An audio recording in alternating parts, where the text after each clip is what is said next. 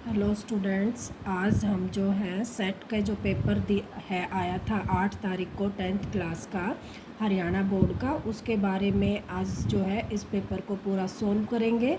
और जैसा कि आप लोगों को कहीं भी कोई प्रॉब्लम आ रही है तो प्लीज़ सब्सक्राइब करें और कमेंट्स करें और आंसर पूछ लें, ताकि जो भी प्रॉब्लम है आप लोगों की जो भी क्वेरी है वो दूर हो जाए।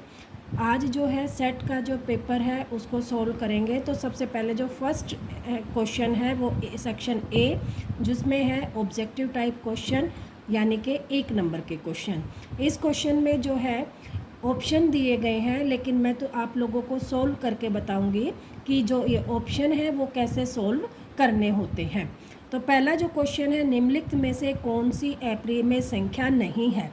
इसमें जो है पहला दिया हुआ है 3 + √2, 5 - √5, 3 + √6, 4 - √8।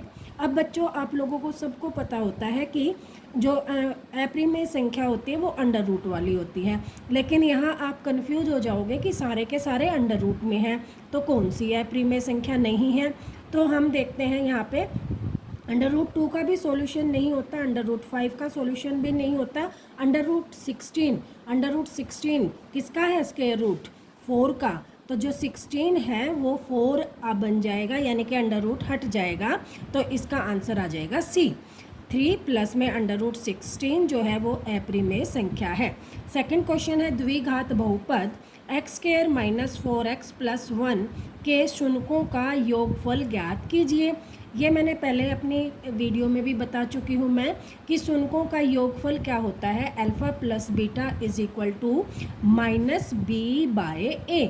जो -b/a होता है वो होता है शून्यों का योगफल।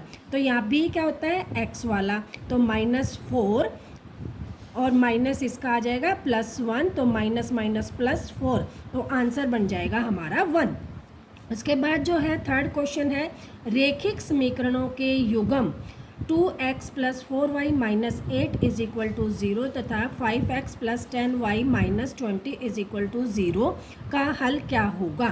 इस तरह के क्वेश्चन में हम कर चुके हैं कि जो इक्वेशंस होती हैं हमारी, क्या कि a1/a2 = b1/b2 = c1/c2। इस तरह का जो सॉल्यूशन होता है उसके लिए हम क्या करते हैं कि जो इक्वेशन दे रखी होती है हमारी, उसके फर्स्ट इक्वेशन और सेकंड इक्वेशन को अपोन में कर लेते हैं। तो पहली इक्वेशन से 2, 4 और -8 बन जाएगा।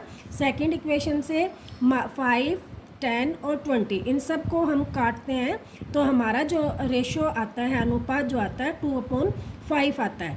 सारे इक्वल होते हैं, और जब सारे इक्वल होते हैं तो हमारा आंसर आता है अपरिमित रूप से अनेक हल। तो इसका ऑप्शन आ जाएगा सी।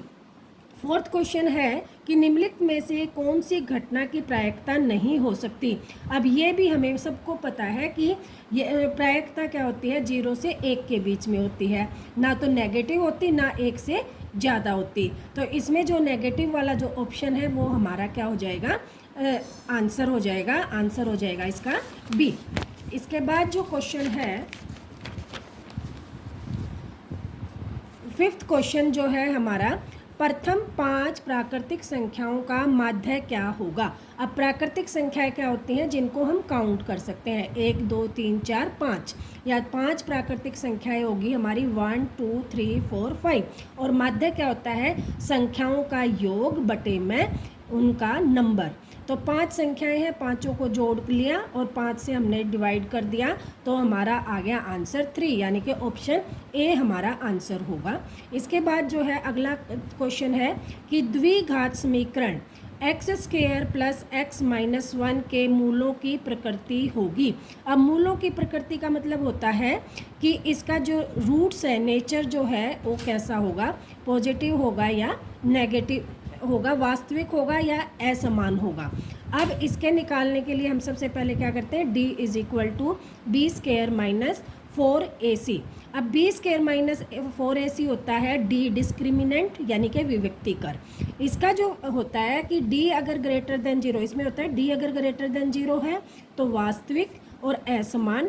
d इज इक्वल टू 0 है तो वास्तविक और समान, और d जो है लेस देन 0 है तो क्या आता है, वास्तविक नहीं है। तो हम जब निकालेंगे d तो हमारा आया हुआ है 5 ग्रेटर देन 0, तो ऑप्शन ए जो है इसका आंसर हो जाएगा। उसके बाद 7वां क्वेश्चन है द्विघात समीकरण x square minus 5x plus 6 is equal to 0 का विविक्तिकर। विविक्तिकर भी वही होता है डी डिस्क्रिमिनेंट। डिस्क्रिमिनेंट का formula b square minus 4ac, और इसको करेंगे हम तो आंसर आ जाएगा 1। उसके बाद है प्रत्येक किसी प्रयोग में सभी प्रारंभिक घटनाओं की प्रायिकताओं का योग। योग मतलब क्या होता है कि हमारी जितनी भी हमारी प्रायिकता होगी उन सब को जोड़े तो क्या आएगा 1। क्यों? क्योंकि हमारे जो प्रायिकता होती हैं, प्रोबेबिलिटी जो होती है 0 और 1 के बीच में ही रहती है, तो मैक्सिमम कितना आ सकता है 1, तो इनका जोड़ क्या आएगा 1। आगे है वर्ग अंतराल 30 to 40 का वर्ग चिन्ह क्या होगा, यानी कि इनका डिफरेंस क्या होगा।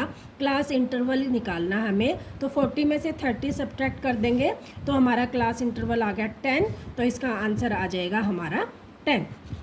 अगला 10वां क्वेश्चन, संख्या 270 को अभाज्य गुणनखंड के रूप में व्यक्त कीजिए। तो इसमें इसको हमने कुछ नहीं करना, 270 के फैक्टर बना देने हैं। फैक्टर किस तरह से कि सबसे पहले सबसे छोटे वाले से डिवाइड करेंगे, उसके बाद उससे नहीं हो रहा है तो उससे अगले वाले से, उससे भी नहीं हो रहा तो उससे अगले वाले से। इस तरह से अभाज्य संख्याओं से हम भाग करके इसके टुकड़े बना देंगे, तो ये इसका आंसर आ जाएगा 2 × 3 × 3 × 3 × 5। नेक्स्ट क्वेश्चन है 11th। ये जो है इसमें क्या दे रखा है, वाई स्क्वायर माइनस 5 एक द्विघात बहुपद है। ये होता है क्योंकि पावर 2 है तो ये क्या होता है, द्विघात बहुपद हो गया। और 2 घात वाले समीकरण को हम द्विघात समीकरण या बहुपद कहते हैं, द्विघात बहुपद कहते हैं। तो ये दोनों जो है एक दूसरे को पूरी तरह से ठीक है, तो एक दूसरे के सही व्याख्या करते हैं, ये इसका आंसर हो जाएगा। तो फर्स्ट सेक्शन यहाँ पर हमारा हो जाता है कंप्लीट। सेकंड जो सेक्शन है उसमें 2 पार्ट्स हैं, 2 नंबर के क्वेश्चन हैं। और फर्स्ट जो क्वेश्चन है 12th जो क्वेश्चन है हमारा है क्या, किसी द्विघात बहुपद 3x² - x - 4 के शून्य ज्ञात करें और शून्यों और गुणांकों के बीच में संबंध की सत्यता जांच करें। ये मैंने वैसे तो अपनी पहली जो एक्सरसाइज की वो आई हुई है मेरी वीडियो, उसमें भी है ये क्वेश्चन, और यहाँ से भी आप समझ सकते हो कि हमने सबसे पहले समीकरण लिखा, समीकरण लिखकर इसको जो है क्या करते हैं, इसके पहले a लिख लिया, a हमारा क्या है 3 है, b क्या है -1 है, c क्या है -4। उसके बाद हम क्या करते हैं, a और c की मल्टीप्लिकेशन करते हैं। a और c की मल्टीप्लिकेशन करेंगे तो हमारा कितना आ जाता है 12 के टुकड़े इस तरह से करेंगे कि सब्ट्रैक्ट करके क्या है जो b है हमारा, तो b क्या है 1, तो 4 और 3 ही हमारा क्या आएगा, इसके फैक्टर हो जाएंगे।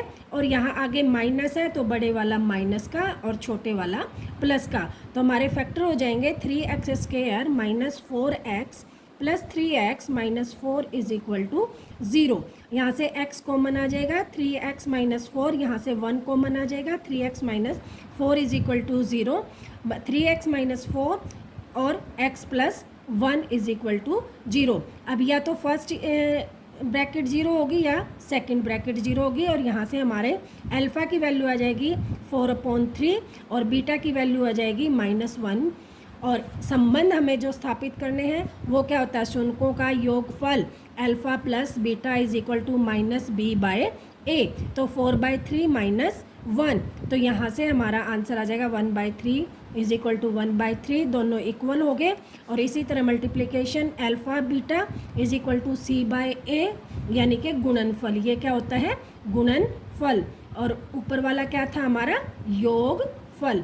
योगफल और गुणनफल हमारा जो है अगर इक्वल आ जाते हैं तो हमारा संबंध जो है स्थापित हो जाता है। और यहाँ भी -4/3 और यहाँ 4/3 आ गया। अगला नेक्स्ट क्वेश्चन है 13 जो है वो क्या कह रहा है कि निम्नलिखित रेखिक समीकरण युग्म को हल कीजिए। इसमें जो है x और y का मान निकालना है। हम किसी भी विधि से इसको कर सकते हैं, प्रतिस्थापन विधि से भी, विलोपन विधि से भी। तो सबसे इजी जो विधि पड़ती है वो विलोपन विधि पड़ती है, उसी से हम करेंगे। इस क्वेश्चन में फर्स्ट इक्वेशन तो एज इट इज़ रहेगी। सेकंड जो इक्वेशन है उसमें हम क्या करेंगे, ये अपोन में दे रखी है तो इसका हम जो है एलसीएम ले लेंगे। 6 आ जाएगा, 3 को 6 से डिवाइड करेंगे 2 को x से मल्टीप्लाई करेंगे 2x, 2 को 6 से डिवाइड करेंगे 3 को y से मल्टीप्लाई करेंगे 3y इज इक्वल टू 6। जो नीचे है वो जो है भाग में है, इधर जाके हो जाएगा मल्टीप्लिकेशन में। हमारी इक्वेशन बन जाएगी 2x + 3y is equal to 36। Equation ये 2 होगी। पहली इक्वेशन हमें दे ही रखी थी। अब पहली इक्वेशन को 2 से मल्टीप्लाई करेंगे, क्यों? क्योंकि 2x यहाँ पे है, हम 2x लेके आएंगे तो हमारे जो है फर्स्ट जो है इक्वेशन के फर्स्ट जो लेटर है वो इक्वल हो जाएंगे और उसको हम विलोपन विधि से ख़त्म कर देंगे। तो इसको हम 2 से मल्टीप्लाई करेंगे तो 2x - 2y, 3 को मल्टीप्लाई करेंगे 2 से तो 6, और second equation as it is. Subtract करेंगे, माइनस करेंगे, घटाएंगे तो ये कैंसिल हो जाएगा। यहाँ आ जाएगा -5y इज इक्वल टू -30, और यहाँ से y की वैल्यू आ जाएगी 6। और जब y की वैल्यू आ जाएगी, इसको इक्वेशन 1 में हम रखेंगे तो हमारा बन जाएगा x - y की जगह हमने क्या रख दिया 6 इज इक्वल टू 3, तो x इज इक्वल टू आ जाएगा 9। तो हमारी जो वैल्यू आएगी वो आएगी 9 और 6।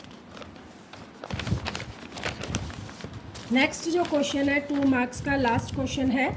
आज हम इतना ही वीडियो करेंगे, ये लास्ट क्वेश्चन। नेक्स्ट जो है अगली वीडियो में करेंगे। k का मान ज्ञात कीजिए जिसमें द्विघात समीकरण 2x + kx + 3 is equal to 0 है के मूल बराबर होंगे। अभी मैंने 1 नंबर के क्वेश्चन कर रहे थे तो भी मैंने बताया था मूल बराबर कब होते हैं, जब d इज इक्वल टू 0 होता है। d क्या होता है, हमारा विविक्तिकर होता है और इसकी वैल्यू होती है b² - 4ac is equal to 0। अब ये जो है b² - 4ac is equal to 0 होगा तो हमारे मूल क्या होंगे, बराबर होंगे। दे रखा है तो हम सीधा क्या करेंगे, b² - 4ac को इक्वल टू 0 कर देंगे। यहाँ से हमारा a क्या है 2 है, b क्या है k है और c 3 है। यहाँ इसमें हम वैल्यू पुट करेंगे और k का मान निकल जाएगा ±√24, और इसको आगे एलिमिनेट करते हैं तो 24 को हम लिख सकते हैं 6 × 4, और इसका अंडर रूट करते हैं तो k इज इक्वल टू आ जाता है +−2√6। ये भी आंसर हो सकता है। अगर यहाँ तक सोल्व करते हो या यहाँ तक सोल्व करते हैं तो कोई दिक्कत नहीं है। अब जो है ये आज का यहीं तक करेंगे, नेक्स्ट वीडियो में जो है आगे करेंगे। वीडियो अच्छा लगे तो लाइक कर लेना, सब्सक्राइब कर लेना सभी बच्चे।